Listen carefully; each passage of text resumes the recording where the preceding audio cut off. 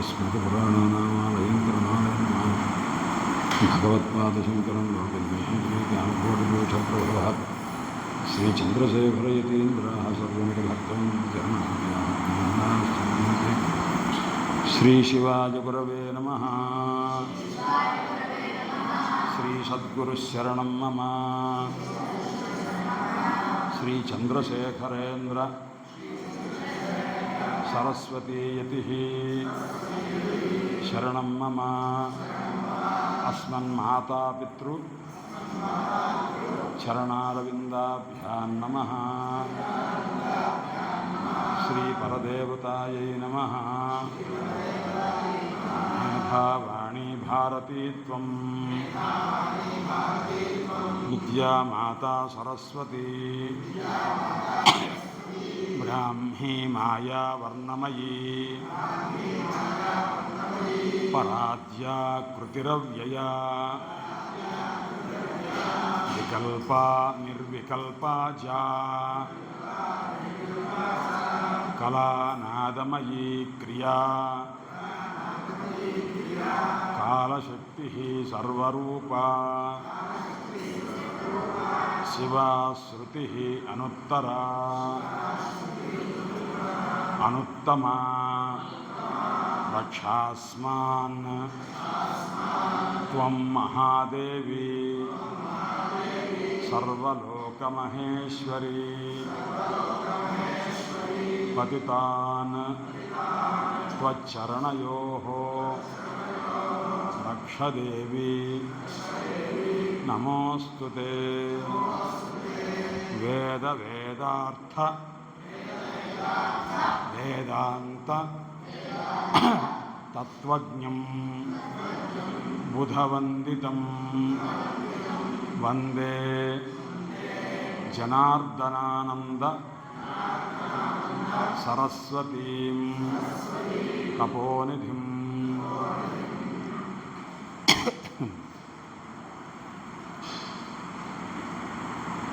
ఇవాళ కొన్ని కథలు చెప్పుకుందాం. అన్నిటికంటే మనకు ప్రధానంగా ఉండాల్సింది ఓర్పు. ఓర్పు అంటే మనని సహనం.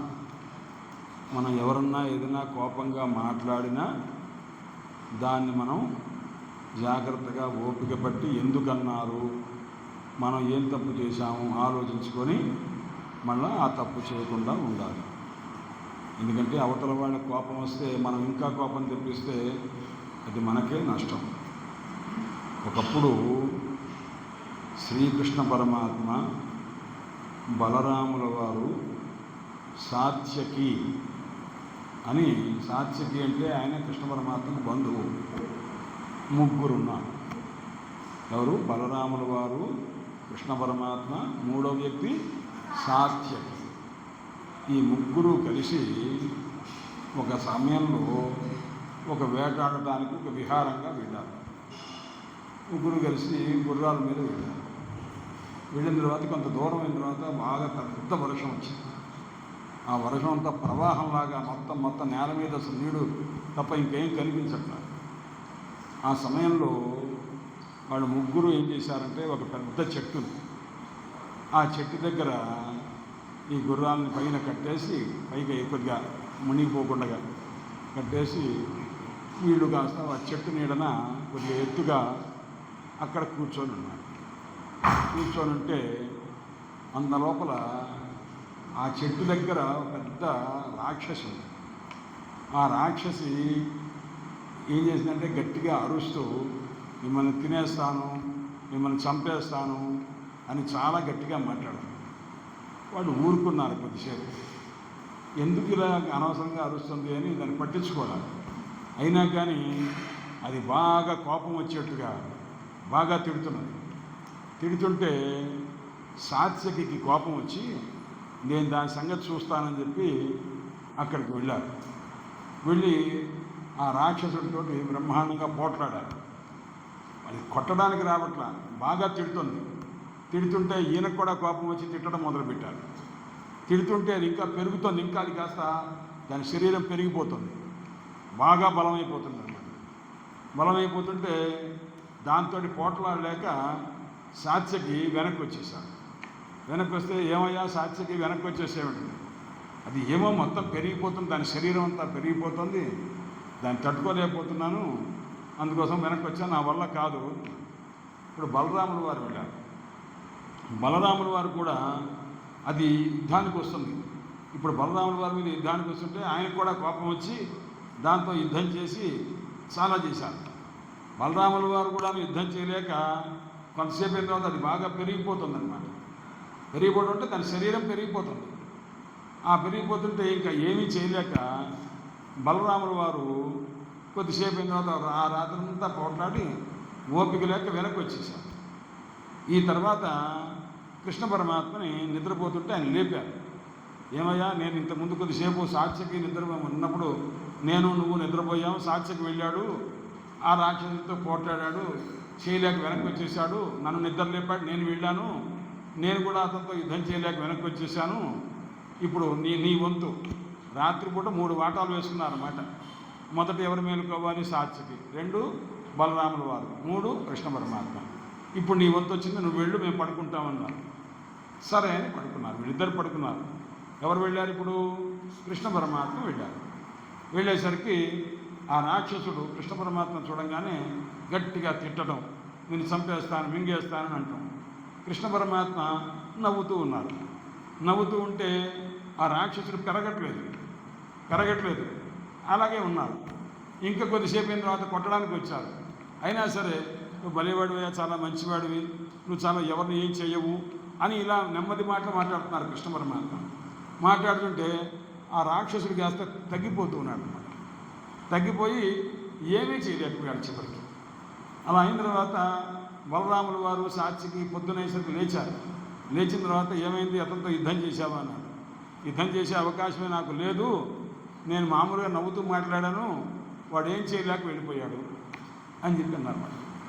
అంటే దీనిలో నీతి ఏమిటంటే, మనం ఎవరితో ఉన్నా కోపంగా మాట్లాడామనుకో, వాళ్ళకి కోపం వచ్చిందనుకో, వాడు మనకంటే ఇంకా బలంగా పోట్లాడుతూ ఉంటారు. మనం ఎప్పుడైతే అవతల వాడు కోపంగా ఉన్నప్పుడు మనం శాంతంగా ఉన్నామనుకో, అవతల వాడు కోపం మనల్ని ఏమీ చేయలేదు. కాబట్టి మనం తన కోపమే తన శత్రువు అంటుంటారుగా, అందువల్ల మనం కోపం తెచ్చుకుంటే అవతల వాడికి ఎప్పుడన్నా అమ్మా నాన్న చదువుకోవట్లేదని కేకలేశారనుకో, అప్పుడు మీరేం చెయ్యాలి? అన్నారని చెప్పి వెంటనే కోపం వచ్చి పుస్తకాలు గట్టిగా పడేసి అల్లరి చేయకూడదు. వాళ్ళు ఎందుకు చెప్పారు? మన మంచికి చెప్పారు. కృష్ణ పరమాత్మలాగా మనం కూడా సహనంగా ఉండి చదువుకోమన్నారు, మన మంచి కోసమే చెప్పారని చెప్పి అర్థం చేసుకోవాలి, చదువుకోవాలి. అలాగే సంధ్యావందనం చేసుకో, పొద్దునైంది కాబట్టి పొద్దున లేచి సంధ్యావందనం చేసుకుంటే మనం చేసుకోవాలి. మన హితం చెప్తున్నారు. మన క్షేమాన్ని కోరుకునేవాళ్ళు మన తల్లిదండ్రులు, తర్వాతనే ఇంకెవరైనా కూడా. అందువల్ల పెద్దవాళ్ళు చెప్పినటువంటి మాట, గురువులు చెప్పినా తల్లిదండ్రులు చెప్పినా ఆ మాట ఓపికగా శాంతంగా వినాలి. కోపం తెచ్చుకోకూడదు. పట్టుదల అనుకుంటే ఆడుకునే సమయంలో మన సంధ్యావందనం చేసుకోమన్నారని అలా అనుకోకూడదు. కరెక్ట్గా ఒక సమయం అయిన తర్వాత మనం అవన్నీ కూడా ఆపుకొని సంధ్యావందనం చేసుకొని రావాలి. ఏమైనా అందువల్ల కోపం అనేది పనికిరాదు అని ఈ కథలో సారాంశం. ఇంకొకటి, మనం చిన్నప్పుడు ఏం చేస్తుంటామంటే అవతల వాడి పెన్ను బాగుందనో లేకపోతే మరొకటి బాగుందనో అది మనం తీసుకోవాలి అలా అనిపిస్తుంది. అంటే ఒక చిన్న దొంగతనం అన్నమాట. అలాంటి చేసేటువంటి ఒక అలవాటు పొరపాటున వచ్చేస్తుంది. మహాత్మా గాంధీ కూడా తన జీవిత చరిత్రలో ఏదో పొరపాటు చేశారని, అప్పుడు దానివల్ల ఈ పని చేయకూడదని నేర్చుకున్నారని కథలు చెప్తుంటారు. అలాగే మనం ఎప్పుడూ కూడాను ఇతరుల వస్తువులు తీసుకోవడం, ఇతరుల ఇంట్లో ఉన్నటువంటి చెట్టు మీద కాయలు ఏదైనా ఉంటుంది కాస్త ఎక్కి మనం కోసుకొని తినటం, ఇలాంటివి కూడా మనం చేయకూడదు. ఎందుకంటే దొంగతనం కూడా పెద్ద పాపం. అందుచేత ఇలాంటి పనులు చేయకూడదు. దీనికి ఉదాహరణ ఒక కథ చెప్తాను. పూర్వకాలంలో ఛత్రపతి శివాజీ పేరు విన్నారా? ఆయన మహారాజు. ఆ ఛత్రపతి శివాజీకి ఒక గురువు గారు ఉన్నారు. ఆ గురువు గారి పేరు సమర్థ రామదాసు అంటారు. ఆయన చాలా గొప్పవారు, గొప్ప జ్ఞాని. ఆయన గోచి మాత్రమే పెట్టుకొని కాలక్షేపం చేసేవారు. ఆయన ఛత్రపతి శివాజీ ఆయనకి ఆయన గురువుగారు కాబట్టి ఆయన ఏం చెప్తే అది చేయడమే శివాజీ చేయటం, అంతే తప్ప నేను గురువుగారు అలా కాదండి అని రెండో మాట మాట్లాడేవారు కాదు. గురువుగారు ఏది చెప్తే అదనమాట. అంతలాగా ఓసారి ఛత్రపతి శివాజీకి ఈ గురువుగారిని దర్శించడం, ఆయన దగ్గరికి వెళ్ళడం, ఆయన దగ్గర మంచి మాటలు వినడం నేర్చుకున్నారు. ఒక రోజున ఈ సమర్థ రామదాసు గారు తన శిష్యుల్ని తీసుకొని ఒక ఛత్రపతి శివాజీ దగ్గరికి వస్తున్నారు. వస్తూ ఉంటే మధ్యలో కొన్ని మైళ్ళు నడవాలన్నమాట. ఆ నడిచేటప్పుడు నేను వస్తున్నాను, నాకు కారు పంపించో లేకపోతే గుర్రం పంపించో రథం పంపించో అని అనగరు. ఇప్పుడు కూడా ఆయనే నడిచి శిష్యుడిని చూద్దామని వచ్చేవారు అన్నమాట. ఎందుకంటే ఛత్రపతి శివాజీ అందరికీ ఉపకారం చేస్తుంటారు, అందరినీ పోషిస్తుంటారు. అందువల్ల అలాంటి ఉత్తముడైన శిష్యుడు కదా చూద్దామని బయలుదేరారు. శిష్యులు కొంతమంది ఒక 10 మంది వెనకాల వస్తున్నారు. ఒక శిష్యుని మాత్రం ఉన్నారు, నువ్వు నా వెంటే ఉండు అన్నారన్నమాట. ఒక శిష్యుడు వెంటనే ఉన్నాడు. ఆ తర్వాత వెనకాల ఒక 10 మంది వస్తున్నారు. వీళ్ళందరూ వచ్చేటప్పుడు ఒక పొలం ఉంది, అంటే చెరుకులు పంట ఉందన్నమాట. అక్కడ అన్ని చెరుకులు బాగా నల్లగా, చెరుకులు బాగా పెద్దగా ఉన్నాయన్నమాట. ఈ కుర్రవాడు కదా చిన్నవాడు శిష్యులు ఏం చేశారంటే గురువుగారు కొద్దిగా ముందుకు పెడుతుంటే వెనకాల నుంచి ఆ చెరుకు గడలు వాళ్ళు విరిచేస్తున్నారు. విరిచేసి ఆ చెరుకు గడ తీసుకొని వాడు కొనుక్కుంటూ నడుస్తున్నారు గురుగారు. ఈ చెరుకు పండించేటటువంటి రైతు ఉన్నాడు. ఆ రైతు చూశాడు. చూసి ఎవరైనా నా చెరుకు కట్ చేస్తున్నారని చెప్పి వాళ్ళ వెంటబడి గట్టిగా అరవడానికి వచ్చాడు. వస్తుంటే వీడు చిన్నపిల్లలు కదా, వీడేం చేశారు, శిష్యులంతా పారిపోయారు. అంతా పారిపోయేసరికి ఇద్దరే మిగిలారు. ఎవరు? సమర్థ రామదాసు, ఆయన దగ్గర ఉన్నటువంటి ఒక శిష్యుడు. వీళ్ళిద్దరు మాత్రం నెమ్మదిగా నడుచుకుంటూ పెడుతున్నారు. ఈ రైతు ఏమనుకున్నాడంటే వీళ్ళిద్దరే వాళ్ళ చేత చెరుకు కోయించేసి అలా చేయించారు, వీళ్ళే తప్పు చేసింది అని చెప్పి ఒక చెరుకు ఆ పంటలో నుంచి విరిచి దాన్ని కర్రలాగా పెట్టుకొని ఆ సమర్థ రామదాసు శిష్యుడిని, సమర్థ రామదాసుని ఇద్దరిని కొట్టాడు. అంటే వాడికి తెలియదు, ఒక మహారాజు గారి గురువు గారిన సంగతి వాడికి తెలియదు. అందువల్ల ఎప్పుడైతే కొట్టారో ఆ సమర్థ రామదాసు అయ్యో నన్ను కొట్టద్దు అని అనలా, శిష్యుడు కూడా నన్ను కొట్టద్దు అనలా. కానీ ఆయన 4 దెబ్బలు కొట్టారు, నెమ్మదిగానే వెళ్ళారు. నెమ్మదిగా నడుస్తూ పెడుతుంటే ఇంకా సమాధానం చెప్పలేదని ఇంకా 4 దెబ్బలు కొట్టాడు. వెళ్ళారు, ఛత్రపతి శివాజీ దగ్గరికి వెళ్ళారు. వెళ్ళేసరికి గురువుగారికి దెబ్బలు తగిలేసరికి చాలా కోపం వచ్చింది. ఎవరు కొట్టారు, ఏం చేశారు అని ఇదంతా కూడా ఆలోచించారు. చెప్పారు, గురువుగారు నువ్వు శివాజీతో పొరపాటున కూడా చెప్పద్దు అని చెప్పినారు. అనేసరికి ఆయన చెప్పలేదు, శిష్యుడు చెప్పలేదు. ఏం లేదు నాయన అన్నారు. కానీ శివాజీకి చాలా బాధేసింది. గురువుగారికి ఇంత దెబ్బ తగిలిందే, ఇది ఎవరు గురువుగారు చెప్పట్లేదు, శిష్యుడు చెప్పట్లేదు. ఏం జరిగింది, వీళ్ళు వచ్చే మార్గంలో ఏం జరిగిందో కనుక్కోమని ఈ శివాజీ కొంతమంది భటుల్ని పంపించారు. భటుల్ని పంపిస్తే అక్కడ దూరంగా వెళ్ళిన తర్వాత తెలిసింది, ఈ రైతు ఒకడు ఇలా గురువుగారిని కొట్టాడు అన్న సంగతి తెలిసింది. తెలిసేసరికి వెంటనే అతనికి కాస్త తీసుకొచ్చి ఇప్పుడు శివాజీ ఏం చేస్తాడు, మా గురువుగారు నువ్వు కొడతావా అని ఏమన్నా శిక్షిస్తారేమో అని తెలిసి ఆ గురువుగారు ఏం చేశారంటే, నాయనా శివాజీ నువ్వు ఒక పని చెయ్యి, ఏమిటంటే నువ్వు అతనికి ఆ చెరుకు పంట పండిస్తున్నాడు, కవులు తీసుకుంటే ఒకళ్ళ పంటని ఆ పొలం అది, దాన్ని ఇతను పండించి డబ్బులు తీసుకునేవాడు అన్నమాట. సంవత్సరానికి ఇంత డబ్బులు ఇచ్చేవాడు అతను అలా చేసినందుకు. కానీ అలా కాదు, అతనికి పూర్తిగా నువ్వు ఇచ్చేసేయి అన్నాడు. అంటే అప్పుడు ఆ పంట ఇచ్చేశారు. ఇచ్చేసరికి అతను చాలా సిగ్గుపడ్డాడు అన్నమాట.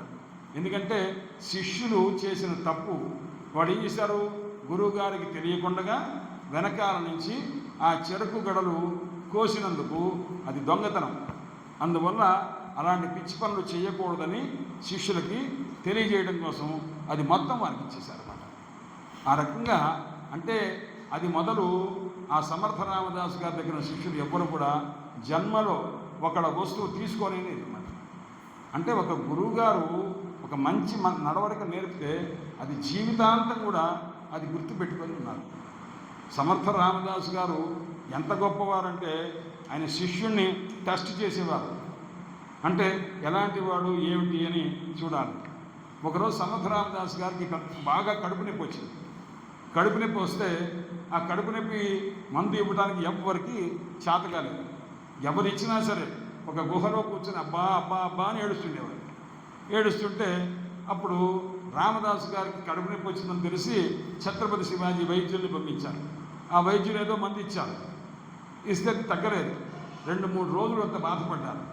అప్పుడు చివరికి ఛత్రపతి శివాజీ గురువుగారి దగ్గరికే వెళ్ళి, గురువుగారు ఏమిటి ఈ కడుపు నొప్పి మీకు ఎప్పుడు లేదే, ఎలా వచ్చింది, ఏమిటి, దీన్ని ఏం చేస్తే తగ్గుతుంది అని అన్నారు. అంటే అప్పుడు ఏమన్నారంటే గురువుగారు, నాయన నువ్వు ఒక పని చేయి, పులి ఉంటుంది కదా ఆడ పులి, ఆ పులి తాలూకు పాలు తీసుకొస్తే ఆ పాలు కనుక ఇస్తే నాకు తగ్గిపోతున్నారు. పులి దగ్గరికి వెళ్ళి ఎవరన్నా పాలు తీసుకురాగలరా? ఎవరు వెళ్ళలేరు. అందుకోసమని ఆ మహానుభావుడు ఛత్రపతి శివాజీ ఒక కత్తి పెట్టుకొని వెళ్ళి ఒక పులిని ఎక్కడన్నా దొరుకుతుందేమో అని. ముందు పులి దొరకదు. పులి దొరికితే ఎవరైతే చూశారో వాడిని కాస్త తినేస్తుంది. దాని లక్షణమే అంత కదా, కోపంగా ఉంటుంది కదా అది. అందువల్ల ఈ ఛత్రపతి శివాజీ ఒక చోటకు వెళ్ళి ప్రయత్నం చేసి ఒక గుహ దగ్గర ఒక పులి కనిపించింది. ఆడపులి కనిపించేసరికి ఆ పులి దగ్గరికి నెమ్మదిగా వెళ్ళారు. నెమ్మదిగా వెళ్ళి నమస్కారం చేసి, అమ్మ మీ పాలు ఇస్తే కొద్దిగా మా గురువుగారికి కడుపు నొప్పి తగ్గిపోతుంది, ఇవ్వండి అని అడిగారు. అడిగితే ఆ మాట ఆ ఛత్రపతి శివాజీని చూడంగానే ఆ పులి కామ్గా ఉండిపోయింది. ఉండిపోతే అప్పుడు శివాజీ వెళ్ళి ఆ పాలు కాస్త తీసుకుంటుంటే ఏమీ అనలేదు. అప్పుడు ఆ పాలు తీసుకొచ్చి ఆ గురువు గారికి ఇచ్చారు. ఇచ్చేసరికి ఆయన తర్వాత ఊరికి పొట్టకి ఇలా రాసుకోగానే ఆ కడుపు నొప్పి తగ్గిపోయింది. ఇది టెస్ట్ చేశారు. అంటే నా కోసం ఆ శివ అంత పని చేస్తాడా లేదా చూశారన్నమాట. అందువల్ల శివాజీకి అంత గురుభక్తి.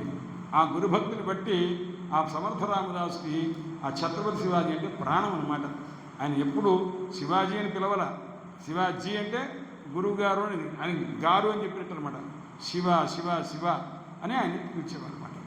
అందువల్ల మనం ఛత్రపతి శివాజీ, సమర్థ రామదాసు కథలు ఇవన్నీ మనం వింటూ ఉంటే మనలో కొన్ని మంచి విషయాలు, గురువుగారి దగ్గర శిష్యుడు ఎంత వినయంగా ఉండాలి, ఎంత భక్తితో ఉండాలి, అది శివాజీ కథను బట్టి మనం తెలుసుకోవచ్చు. అలాగే ఇంతకుముందు శిష్యులు చేసినటువంటి ఒక దొంగతనానికి ఆ మొత్తం పొలమంతా కూడా నా రైతుకి ఇచ్చేశారు. అలా ఉంటుంది. అందువల్ల మనం ఎప్పుడూ ఒక తప్పు చేసి దానికి బాధ్యులుగా మనం గురువుని చెయ్యకూడదు. ఎందుకంటే మనం పిచ్చి పనులు చేస్తే ఆ తల్లిదండ్రులను అంటారు, లేకపోతే చదువు చెప్పిన గురువుని అంటారు అన్నమాట. అందువల్ల మనం ఎప్పుడూ కూడాను పొరపాటు పనులు చెయ్యకూడదు, అసత్యం పలకకూడదు అని. ఇంకొకటి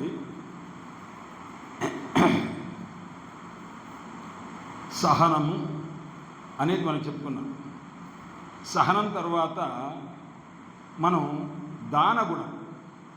దానం అంటే తెలుసుగా, మన దగ్గర ఉన్నది ఏదైనా ఎవరి దగ్గర ఏది లేకపోతే మన దగ్గర ఉన్న దాంట్లో ఇంకొకటికి ఏదైనా ఇవ్వాలి. అందుకోసం మనకు ఎక్కువగా ఉందనుకో, దాని ఒక 10 రూపాయలు మన దగ్గర ఉంటే ఒక 10 పైసలు, ₹1 ఎవరన్నా బీదవాళ్ళు అడిగితే మనం ఇవ్వగలిగి ఉండాలి.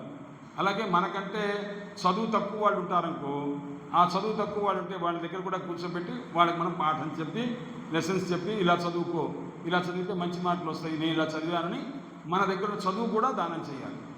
అలాగే మనకి ఎక్కువగా ఆహారం మిగిలిపోయిందనుకో, అప్పుడు బీదవాళ్ళకి మనం ఎవరైనా వస్తే పెడుతుంటాం కదా. ఇలా దానం అనేక రకాలుగా ఉంటుంది. అందుచేత దానం అనేటటువంటిది విద్యాదానం. అంటే ఎవరైనా మనకు చదువు చెప్తే అది విద్యాదానం. ఇక్కడ ఏం జరుగుతుంది, రోజు కూడా వేదం పాఠం చెప్తారు.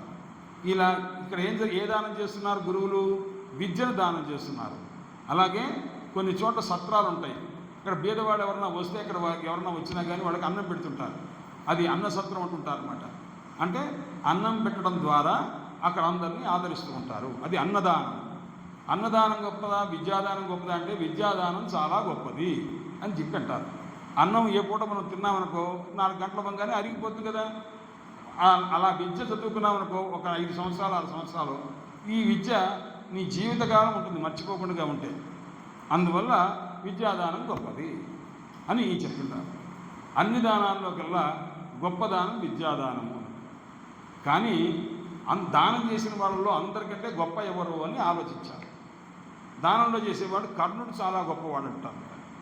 దానం చేయడంలో పాండవులు కౌరవులు ఉన్నారుగా, అందులో కౌరవుల పక్షంలో కర్ణుడు అని ఒక వీరుడు ఉన్నాడు, మహావీరుడు.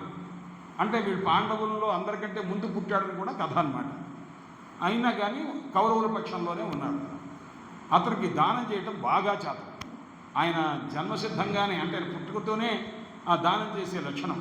ఎవరన్నా ఏదైనా అడిగితే ఇచ్చేస్తాడంతే. దాని దగ్గర తనకు ఉంటుందా తర్వాత ఉండదా అని చూసుకోకుండా ఇచ్చే అంత దానగుణం కలవాడు. అతన్ని గురించి కృష్ణ పరమాత్మ ఎప్పుడు పొగుడుతుంటారన్నమాట. వస్తుతా కృష్ణ పరమాత్మ పాండవుల పక్కనే ఉంటారు. కౌరవుల్ని పొగడవలసినటువంటి పని లేదు. కౌరవుల యొక్క పక్షంలో ఉన్నాడు కర్ణుడు, అందువల్ల అతను పొగడకూడదు. కానీ ఆయనకి అతని దానగుణం చూసి చాలా ఇష్టం అన్నమాట. చాలా గొప్పవాడు ఇతను, ఇంత దానంగా చేసేవాడు ఎవ్వరు లేరని ఎప్పుడు పొగుడుతుండేవాడు. ఇలా ఉంటూ ఉంటే ఒక రోజున అర్జునుడు అడిగాడు, బావా నువ్వు ఎంతసేపు మనకు శత్రువాడు కర్ణుడు, ఆ కర్ణుడిని దానం చేసేవాడు గొప్పవాడు అంటావేమిటి? మా అన్నయ్య ధర్మరాజు కూడా దానం చేస్తూ ఉంటాడు కదా, ఆయన్ని పొగడవేమిటి అన్నారు. ధర్మరాజు దానం కాదురా అబ్బాయి, కర్ణుడి దానం చాలా గొప్పది అని అన్నమాట. అంటే మీరు అలా తీసేస్తారు కానీ మా అన్నయ్య బాగా దానం చేస్తాడు. మీ అన్నయ్య దానం నీ దానం ఏం పనికిరాదు, అందరికంటే గొప్పగా దానం చేసేవారు ఎవరంటే కర్ణుడే. ఇదే ఎందుకంటే ధర్మరాజు యజ్ఞం చేసినప్పుడు అందరికీ ఒక్కొక్క డిపార్ట్మెంట్ ఇచ్చారు. వంట ఇదంతా ఎవరు చూస్తారంటే భీమసేనుని చూడమని చెప్పన్నారు. అలాగే అతిథులు వస్తే ఎవరు ఆదరించాలంటే ఫలానా వాడిని ఆదరించమన్నారు. అలాగే డబ్బు ఖర్చు పెట్టాలంటే ఎవరు ఖర్చు పెట్టాలి అని, ఫైనాన్షియల్గా ఎవరు చూడాలన్నారు, అది కాస్త దుర్యోధనుడికి ఇచ్చారు. దానం చేయాలంటే ఎవరు చేయాలన్నారు, కర్ణుడు చేయాలి అని ఇచ్చారన్నమాట. ఎందుకంటే ఆ దానం చేసేటప్పుడు ఇది ఎందుకు ఇవ్వాలి అని ఆలోచించకూడదు, ఎవరిని అడిగితే ఇచ్చేసేయాలన్నమాట. అది దానం. అలా చేసేవాడలా ఎవరు? కర్ణుడు. అందుకోసం కర్ణుడిని మెచ్చుకున్నారన్నమాట. అయితే అర్జునుడికి విశ్వాసం కలగల, కర్ణుడు గొప్ప దాత కాదు, మా అన్నయ్య దాత అని అనుకుంటుండేవాడు. నిన్ను ఒకసారి తీసుకెళ్తాను రా అని అన్నారు. ఇది నువ్వు దూరంగా ఉండు, నేను మారువేషంతో పెడతాను. కృష్ణుడు ఒక బ్రాహ్మణ వేషం వేసుకున్నారు. బ్రాహ్మణ వేషం వేసుకొని కర్ణుడి దగ్గరికి వెళ్ళారు. కర్ణుడు ఇంట్లో ఉన్నాడు. ఇంట్లో ఉండేసరికి సరే అంతకుముందు ఏం చేశారంటే ఆయన ధర్మరాజు దగ్గరికి వెళ్ళారు. ధర్మరాజు దగ్గరికి మారువేషంతో అర్జునుడు కూడా తెలియదు, అలా వెళ్ళినట్టుగా వెళ్ళి ఏమండి నాకు కొద్దిగా చందనం కావాలి అన్నారు. చందనం అంటే తెలిసిన శాండిల్, ఆ శాండిల్ కావాలి అంటే ఎంత కావాలి అన్నారు.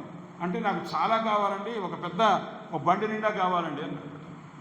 బండి నిండా కావాలండి అంటేను సరే ఎక్కడి నుంచి తెప్పిద్దామని చెప్పి వాళ్ళు ఎక్కడన్నా రూమ్ ఉంటుంది కదా, గోడౌన్లు ఉంటాయి కదా, అలా ఏమైనా ఉందేమో చూశారు. అదంతా వర్షం వచ్చి తడిసిపోయినాయి. అతను చెప్పాడు, నేను హోమం చేసుకుంటున్నాను, అందులో అన్నీ ఎండిపోయినవి బాగుండాలి, అంతే తప్ప తడి ఉండటానికి వీల్లేదు అన్నారు. ఎక్కడ తడి లేకుండా ఏదీ లేదు వాళ్ళ దగ్గర, అన్నీ తడిసిపోయి ఉన్నాయి. ఎందుకంటే ముందు 4-5 రోజులుగా పెద్ద వర్షం వచ్చింది, ఆ వర్షంలో అన్నీ తడిసిపోయినాయి. అందువల్ల నాకు తడిసిపోయింది అయితే నాకు అక్కర్లేదు అనమాట. అంటే ధర్మరాజు అయ్యో అలాగా అయితే ఈసారి ఆరబెట్టిన తర్వాత ఇస్తామండి అన్నారన్నమాట. నువ్వు ఇప్పుడు ఇవ్వలేవు కదా అని చెప్పి వెళ్ళిపోయాడు ఆ బ్రాహ్మణుడు. ఆ బ్రాహ్మణుడు ఎవరు? కృష్ణ పరమాత్మే ధర్మరాజుని టెస్ట్ చేశారు. తర్వాత కర్ణుడి దగ్గరికి వెళ్ళాడు. కర్ణుడి దగ్గరికి వెళితే కర్ణుడి దగ్గర కూడా ఇదే సమాధానం రావాలి. కర్ణుడు ఏం చేశాడంటే నాకు ఇలా కావాలయ్యా, చందనం కావాలి, ఇస్తావా అన్న. అయ్యో తప్పకుండా కానండి తీసుకోండి అంటే అక్కడ ఎక్కడుందంటే అక్కడ తడిసిపోయి ఉన్నాయండి అన్నారు. తడిసిపోయి ఉన్నాయా, అలాగైతే నేను చెప్తా ఒక్కసారి ఆలోచిస్తానని చెప్పి తన ఇంట్లో ఎక్కడ అన్ని శాండల్వుడ్తోటే ఈ తలుపులు చేశారు, కిటికీలు చేశారు, దేవతా మందిరం చేశారు, ఇంకా బోల్డ్ తయారు చేస్తున్నాయి అనమాట. అన్ని శాండల్తో తయారు చేస్తుంది.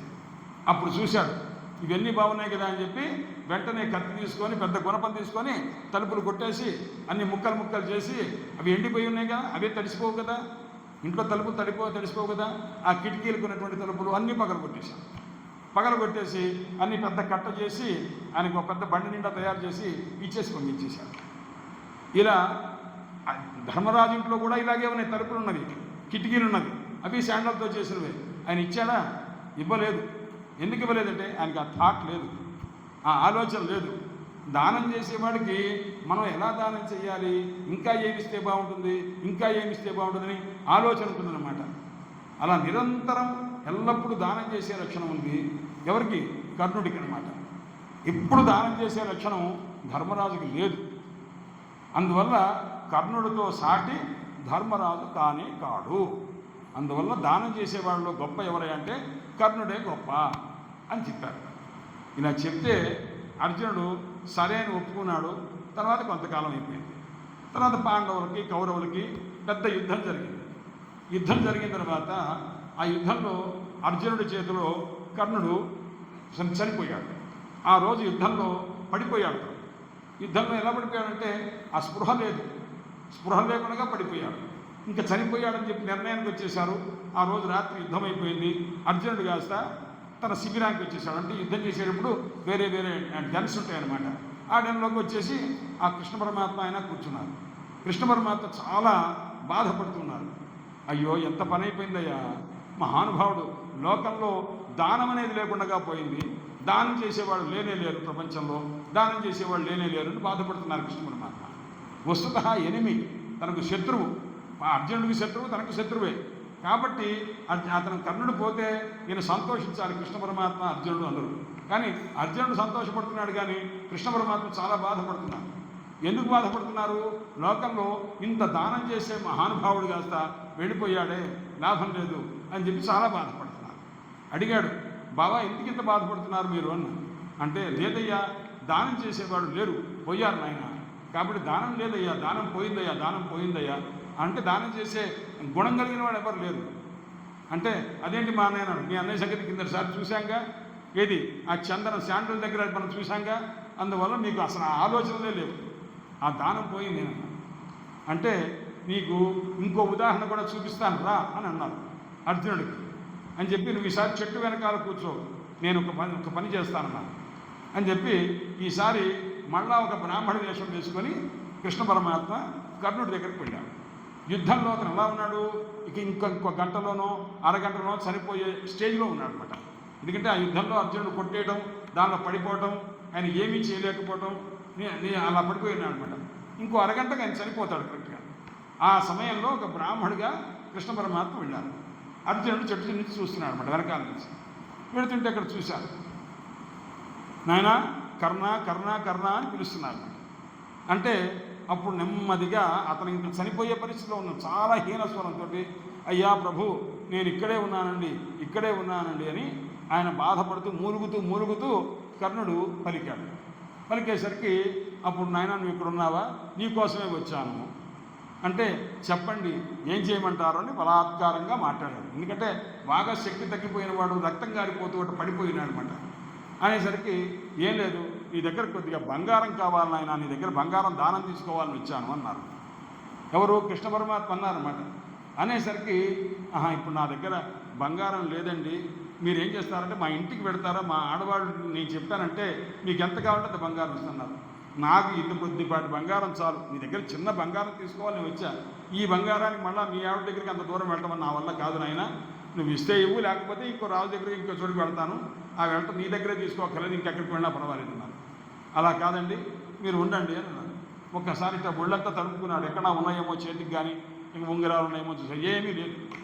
ఒక్కసారి చూసి ఇట్లా అనుకున్నాడు. ఆయనకి పళ్ళు ఒక 3 పళ్ళు మాత్రం బంగారంతో కట్టుకున్న పళ్ళు, బంగారు పళ్ళు కూడా ఉంటాయి కొంతమంది పంటికి, అది కదలకుండా ఉండడం కోసం బంగారం కోట్ చేసి పెట్టుకుంటారు అనమాట. అలా కర్ణుడి దగ్గర 3 బంగారు పళ్ళు ఉన్నాయన్నమాట. వెంటనే ఏం చేశానంటే అతను, మీరు ఒక్క పని చేయండి, ఒక రాయితో ఇక్కడ కొట్టండి, 3 పళ్ళు వస్తాయి, దాంట్లో బంగారం ఉందన్నారు. అంటే నేను హింస చేసి నీ దగ్గర బంగారం తీసుకోవాలని నాకు అక్కర్లేదన్నారు వారు కృష్ణ పరమాత్మ బ్రాహ్మణ వేషంతో ఉండి. అయితే ఏం చెయ్యాలి, అయితే మీరేం చేయొద్దండి నేనే చేస్తానని అక్కడ ఆయన దగ్గర చిన్న చాకు ఉంటే ఆ చాకుతో ఇట్లా పొడుచుకొని కర్ణుడు పొడుచుకుంటే ఆ బంగారు పళ్ళు కాస్త బయటకు వచ్చినాయి. వచ్చిన తర్వాత ఆ పళ్ళు వస్తూ దాంతో రక్తం కూడా వస్తుందిగా, ఆ రక్తంతో సహా పళ్ళు వస్తే తీసుకున్నారు. అప్పుడు కృష్ణ పరమాత్మ బ్రాహ్మణ వేషంలో ఉన్నారుగా, నన్ను రక్తంతో కూడుకున్న ఆ వస్తువు తీసుకోమంటావా, చీచి నాకు అక్కర్లేదు అని చెప్పి ఆయన తీసుకోలేదు. తీసుకోపోయేసరికి అప్పుడు వెంటనే ఆ బంగారు పళ్ళు 3 కింద పెట్టి బాణం ఒకటుంటే ఆ బాణం తీసుకొని ఆ ధనస్సుతోటి దాన్ని నేలకేసి కొట్టాడు. కొట్టేసరికి ఆ నీళ్ళ, అది వారుణాస్త్రం అంటారన్నమాట. అంటే అది కొట్టగానే భూమిలో నుంచి నీళ్ళు వస్తాయి. వెంటనే నీళ్ళు వచ్చి ఆ పళ్ళని కాస్త బాగా కడిగేసి ఇప్పుడు రక్తం లేదు, ఏం లేదు, అంతా బాగా ఉంది. అంతా బాగా ఉన్న తర్వాత అప్పుడు కడిగి అయ్యా ఇప్పుడు రక్తం లేదు, ఏం లేదు, అది కూడా తీసేసాను, ఆ పళ్ళు కూడా తీసేసా, ఈ బంగారం మీరు తీసుకోండి అని బలాత్కారంగా ఇచ్చాడు. ఏమీ ఓపిక లేదు, ఎంత ఓపిక లేని దశలోనే ఉన్నాడు పాపం ఆయన, ఈ ప్రాణం పోయే పరిస్థితిలో ఉన్నాడు. అనేసరికి ఆ బంగారం తీసుకుని కృష్ణ పరమాత్మ ఆయన చేతిలో నుంచి బంగారం దానం తీసుకొని ఇలా వెనక్కి చూశారు. వెనక్కి చూస్తే అర్జునుడు చెట్టు చాటు నుంచి చూస్తున్నాడు. అతని కళ్ళ వెంట నీళ్ళు వచ్చేస్తున్నాయి అన్నమాట. ఇంత గొప్పవాడా కర్ణుడని అతను చాలా బాధపడిపోతున్నాడు అర్జునుడు. అలా దానం చేసి చివరికి ఏమైంది, కృష్ణ పరమాత్మ ఈ బ్రాహ్మణ వేషం వదిలేసి కృష్ణ పరమాత్మ రూపము దర్శనమిచ్చి ఆయన కాస్త ఆశీర్వదించారు. ఆశీర్వదించేసరికి చిట్ట చివర కృష్ణ పరమాత్మ దర్శనం చేసి కర్ణుడు ప్రాణత్యాగం చేశాడు. అంటే భగవంతుడిని దర్శనం చేసుకోవాలంటే వేల సంవత్సరాలు తపస్సు చేసిన దర్శనం ఇవ్వరు. అలాంటిది కర్ణుడు అడగలేదు, నాయన నువ్వు నాకు దర్శనం ఇవ్వని అడగలేదు, కర్ణుడి దగ్గరికే వచ్చి కృష్ణ పరమాత్మ దర్శనం ఇచ్చారన్నమాట. అందువల్ల కర్ణుడు వంటి భక్తుడు లేడు, కర్ణుని వంటి దాత లేడు. ఈ కథలు ఎందుకు చెప్పుకుంటామంటే మనం కొద్దిగా అవతల వాళ్ళకు మనకు ఉన్నంతలో కొద్దిగా దానం చెయ్యాలి. ఈ దాన గుణం అనేది ఉండాలి. అది చదువైనా కావచ్చు, అన్నమైనా కావచ్చు, డబ్బైనా కావచ్చు, ఇంకేదైనా కావచ్చు. మన దగ్గర ఎక్కువగా ఉన్నది అవతల వాడికి దానం చేయడం ద్వారా మనలో గొప్పదైన స్థితి ఉంటుంది. లేకపోతే అలా ఉండదు. ఒకప్పుడు ఒక రాజుగారు గొప్ప దానం చేసేవాడు. అంత దానం చేసి తర్వాత పైలోకానికి వెళ్ళవలసి వచ్చింది, అంటే స్వర్గానికి వెళ్ళవలసి వచ్చింది. స్వర్గలోకం కంటే కూడా పెద్దది బ్రహ్మలోకమో ఎక్కడికి వెళ్ళారు. ఆ బ్రహ్మలోకంకి వెళ్ళేసరికి అక్కడ ఏమైంది, ఆయన ఎంతసేపు ఆ రాజుగా ఉన్నప్పుడు తను బాగా భోగాలు అనుభవించేవాడు. భోగాలంటే సుఖమంతా అనుభవించేవాడు. దానం తక్కువ చేసేవాడు, ఏదో కొద్దిగా చేసేవాడు, కానీ అది గొప్పదైనటువంటిది కాదు. చాలా దానాలు చేసేవాడు, కానీ భోగాలు అందుకు సుఖం ఎక్కువగా అనుభవించేవాడు. ఈయన చనిపోయిన తర్వాత ఈయన కాస్త బ్రహ్మలోకానికి తీసుకెళ్ళారు. బ్రహ్మలోకానికి తీసుకెళ్తే అక్కడ ఏమైంది, చాలా గొప్పది, స్వర్గం కంటే కూడా బ్రహ్మలోకం గొప్పదనమాట.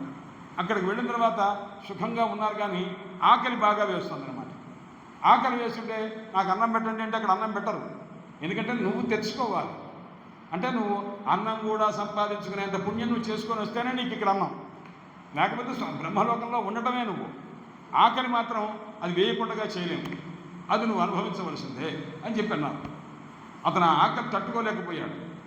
ఆకలి తట్టుకోలేకపోయి నేను ఈ బ్రహ్మలోకంలో ఉంటే మాత్రం నాకేం ఉపయోగం, నాకు ఆకలి తీరినప్పుడు ఏం చేస్తాను, నాకు ఎందుకు ఈ ఆకలి వేస్తుంది, మీ అందరికీ వేయట్లేదే, నాకెందుకు ఆకలి వేస్తుందని అడిగాడు. అడిగితే నువ్వు ఎక్కువగా అనుభవించింది ఎక్కువ, దానం చేసింది తక్కువ. ఈ దానం చేసిన ఫలము బ్రహ్మలోకానికి తీసుకెళ్ళింది, కానీ నీ అన్నం తినేంత నువ్వు దానం చేయలేదు, కాబట్టి నీకు ఇంకా అన్నం లభించలేదు ఇక్కడ అన్నారు. అంటే దాని అర్థం ఏమిటి, మనం చేసేది ఎంత ఎక్కువ చేస్తే మనం పైలోకంలో అంత గొప్పగా ఉండేటువంటి అవకాశం ఉంటుంది అని చెప్పారు. అలాగే మనం ఇక్కడ ఎంత చదువుకొని ఎంత బాగా మనం జ్ఞానాన్ని సంపాదిస్తే మనం అంత ఉన్నతమైనటువంటి స్థితికి వెళతాము, 10 మందికి మనం సహాయం చేయగలుగుతాము, మన వాళ్ళని చూడగలుగుతాము. మనం ఎవరిని ప్రధానంగా చూడాలి, మన తల్లిదండ్రులను జాగ్రత్తగా చూడాలి. కాబట్టి తల్లిదండ్రులను చూసిన తర్వాత ఇంకా మిగతా పరివారం ఎవరన్నా ఉంటే వాళ్ళందరినీ కూడా, అంటే అన్న తమ్ముడు కానీ ఇంటి చెల్లెలు కానీ ఉంటే అలాంటి వాడిని కూడా బాగా చదివించాలి. ఇంత కష్టపడి మనం వాళ్ళందరినీ కూడా కుటుంబాన్ని మనం పోషించుకోవాలి. ఇలా ఎంతమంది మహానుభావులు చిన్నటువంటి పిల్లలుగా ఉండిన వాళ్ళే చాలా గొప్ప సనాతన్ అని ఒక ఆయన ఉన్నాడు. సనాతన్ అని ఒక పిల్లవాడు, వాళ్ళ నాన్నగారు ఒక పండితుడు. ఆ పండితుడు పాపం ఒరిస్సా ప్రాంతంలో ఇది జరిగింది. ఒరిస్సా తెలుసుగా మీకు, ఒరిస్సా రాష్ట్రం తెలుసుగా, ఆ ఒరిస్సా రాష్ట్రంలో సనాతన్ అని ఒక పిల్లవాడు. ఆ పిల్లవాడికి తల్లి తండ్రి ఉన్నారు. ఇతనికి 11 సంవత్సరాలు. ఇతని తమ్ముడు ఒక చిన్న పిల్లవాడు, అంటే ఇతనికి 6 ఏళ్ళు తేడా ఉందన్నమాట. ఇతని 11 ఏళ్ళు అయితే ఆ పిల్లవాడికి 6 ఏళ్ళు చిన్నవాడు అంటే 5 ఏళ్ళు ఉన్నాయన్నమాట. ఇలా ఉంటుంటే ఒరిస్సాలో ఒక సమయంలో బాగా కరువు వచ్చింది. కరువు అంటే ఏమిటి, తినడానికి తిండి లేదు, ఏమీ లేదు, వర్షం పడలేదు. కొన్ని సంవత్సరాలుగా 5 సంవత్సరాల పాటు వర్షమే లేదు, తినడానికి తిండి లేకపోయింది. దాంతో అందరూ కరువుతో చాలా బాధపడ్డారు. ఇలాంటి స్థితిలో వీళ్ళ నాన్నగారికి ఏంటంటే ఏదో ఒక చోటికి వెళ్ళటం, కొద్దిగా ఏదైనా ఒక 4-5 ముద్దలు పిల్లలు తినడానికి సరిపోతే దాంతో తీసుకొచ్చి అదే పెట్టేవారు అన్నమాట. ఆ పెట్టేది అది కూడా ఆయన కొంతకాలం అయిన తర్వాత లభించలేదు, ఎందుకంటే కరువు బలం లభించాల. అయ్యో నేను పిల్లవాడికి అన్నం పెట్టలేకపోతున్నాను, భార్యకి అన్నం పెట్టలేకపోతున్నాను, నా బ్రతుకెందుకు అని చెప్పి ఒకరోజు రాత్రిపూట ఎవరికి చెప్పకుండా ఆ తండ్రి ఇంట్లో నుంచి వెళ్ళిపోయాడు. ఇంట్లో నుంచి వెళ్ళిపోతే అప్పుడు ఇంకా ఎవరు బాధ్యత వహించేది? తల్లిగారికి కూడా అన్నం లేక నీరసించిపోయి ఉన్నది. తమ్ముడు చూడపోతే అతను నీరసంగా ఉన్నాడు. అప్పుడు ఈ 11 ఏళ్ల పిల్లవాడు ఆ తల్లిని తమ్ముడిని ఎలాగైనా సరే పోషించాలని చాలా కష్టపడి అనేక రకాల పనులు, అందరికీ సేవలు చేసి అలా చేసి ఇలా చేసి అనేక రకాలుగా వాళ్ళు ఏదో కొద్దిగా మూడు గుప్పెళ్ళు బియ్యం ఇచ్చేవాళ్ళ. పొద్దున్నుంచి సాయంత్రం దాకా పనిచేసి ఆ బియ్యం తీసుకొచ్చి వండి తల్లికి అన్నం పెట్టేవాడు, తమ్ముడికి అన్నం పెట్టేవాడు, తర్వాత కొద్దిగా తాను తీసుకునేవాడు. ఆ చివరి కొన్ని రోజులు అయిపోయిన తర్వాత ఆ బియ్యం కూడా అతనికి తగ్గిపోయింది. తగ్గిపోతే అతను నడవడానికి కూడా ఓపిక లేకపోయింది. ఆ ఓపిక లేకపోతే అప్పుడు ఏం చేశాడు, వాళ్ళ నాన్నగారు దగ్గర ఒక కర్ర ఉండేది, ఆ కర్ర కూడా వదిలిపెట్టి తండ్రి వెళ్ళిపోయాడు. ఇంకా ఆ కర్ర పట్టుకొని ముసలివాడిలాగా నీరసంగా పడిపోకుండా ఉండడం కోసం నడుచుకుంటూ వెళ్ళేవాడు. నడుచుకుంటూ భగవంతుణ్ణి స్మరిస్తూ ఉండేవాడు. ఎంతసేపు ఆ పూరి జగన్నాథ స్వామిని స్మరించుకుంటూ వెళ్ళాడు. ఇలా వెళుతుంటే ఒక రోజున సాక్షాత్తు ఆ రుక్మిణి అమ్మవారు, లక్ష్మీ అమ్మవారు అన్నమాట, ఆమె వచ్చి ఆయనకి ఒక ద్రవ్యం ఇచ్చింది, అంటే కొంత ధనం ఇచ్చింది. ఆ ధనంతో తల్లిని తమ్ముడిని పోషించి తను కూడా చాలా సుఖంగా బాగా చదువుకొని పెద్దవాడయ్యాడు అని కథ. అంటే ఇదివరకు చిన్నప్పుడు బాధ్యతను వహించి ఆ రకంగా చేశారు, భగవంతుని స్మరించారు. ఎవరిని స్మరించింది? పూరి జగన్నాథ స్వామి వారిని స్మరిస్తే లక్ష్మీ అమ్మవారు, రుక్మిణి అమ్మవారు వచ్చి ఆయనకి గొప్ప ధనాన్ని ఇచ్చింది అని అంటారు. అంటే ఈ కథలు మంచి మంచి కథలు మనం ఎందుకు వింటుంటామంటే మనం నీతి నేర్చుకోవడానికి, ఈ రకంగా ఎవరిని మనం భగవదారాధన ఎక్కువ చేయాలి, గురువుల్ని సేవించాలి, తల్లిదండ్రుల్ని సేవించాలి, తల్లిదండ్రుల్ని చెప్పినటువంటి మాట మనం వింటూ ఉండాలి. ఇలాంటి విషయాలు మనం తెలుసుకోవాలి ఏనాయనా. అందుకోసమని కాబట్టి గురుసేవ ఒకటి, మాతృసేవ, పితృసేవ, అతిథి సేవ, ఇవన్నీ చేస్తూ ఉండాలి అనేటువంటి చెప్తున్నారు.